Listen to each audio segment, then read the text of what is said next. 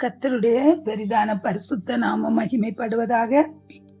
இந்த நாளிலும் தேவனுடைய வார்த்தையை நான் உங்களுக்காக வாசிக்கிறேன். சங்கீதம் 102:15. கர்த்தர் சியோனை கட்டி தமது மகிமையில் வெளிப்படுவார். அல்லேலூயா, ஆமேன். நம்ம இந்த சங்கீதத்தின் ஆரம்பத்துல அந்த பிராக்கெட்டுக்குள்ள இருக்கிற அந்த வார்த்தையை வாசிக்கும் போது அங்க இருக்குது, துயரப்படுகிறவன் துக்கத்தில் மூழ்கி கர்த்தரிடத்தில் தன் வியாகுலத்தை தெரிவித்து செய்யும் விண்ணப்பம் அப்படின்னு இருக்கு.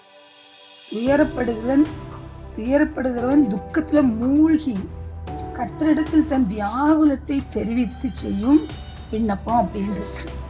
இங்க சங்கீதக்காரன் தன்னுடைய துயரத்தின் மத்தியில, துக்கத்தின் மத்தியில அவன் வியாகுலத்தோடு கூட விண்ணப்பம் செய்கிறான்னு சொல்லி நம்ம பார்க்கிறோம். ஆனா இந்த 15வது வசனத்துல அவனுக்குள்ள ஒரு பெரிய ஒரு நம்பிக்கை. தான் விண்ணப்பம் பண்ணின பிறகு அவனுக்குள்ள ஒரு பெரிய நம்பிக்கை.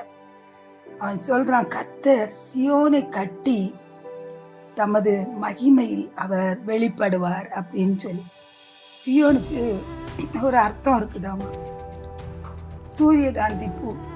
அந்த சூரியகாந்தி பூ எப்படி சூரியனையே பார்த்து இருக்கிறதோ அது போல சியோனும் தேவனை நோக்கி பார்க்கிற ஒரு அனுபவம் தான் சியோன் அப்படின்னு சொல்லி.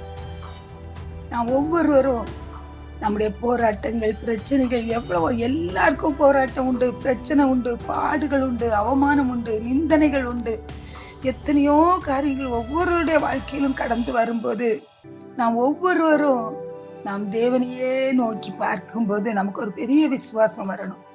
கர்த்தர் என்னுடைய குடும்பத்தை கட்டி அவர் தம்முடைய நாமத்தை மகிமைப்படுத்துவார். கர்த்தர் என் பிள்ளைகளுடைய வாழ்க்கையை கட்டி எழுப்பி அவர் மகிமைப்படுவார். கர்த்தர் என்னுடைய ஊழியத்தை கட்டி எழுப்பி அவர் மகிமைப்படுவார். கர்த்தர் என்னுடைய பிசினஸை கட்டி எழுப்பி அவர் மகிமைப்படுவார்.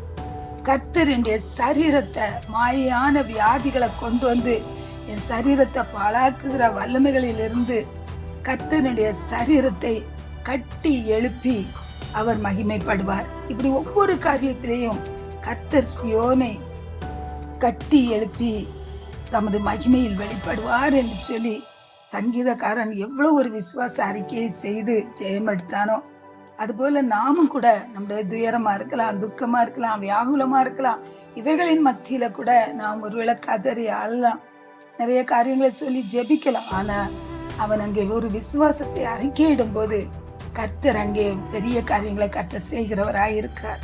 நாமும் சங்கீதக்காரனோடு கூட சேர்ந்து இந்த விசுவாச வார்த்தையை நாம் அறிக்கை செய்வோம். கர்த்தர் சியோனை கட்டி தமது மகிமையில் வெளிப்படுவார்.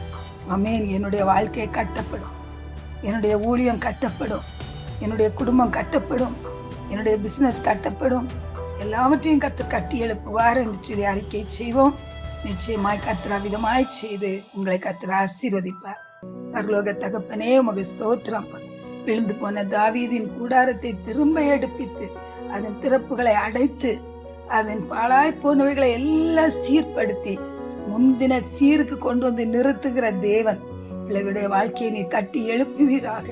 அவர்கள் செய்யும் வியாகுலம் நிறைந்த அந்த விண்ணப்பத்துக்கு கர்த்தர் பதில் கொடுப்பீராக.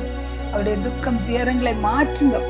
பரிசுத்த ரத்தத்துக்குள்ள ஒப்பு கொடுத்து ஜெபிக்கிறேன் இயேசுவின் நாமத்தில், ஆமென்.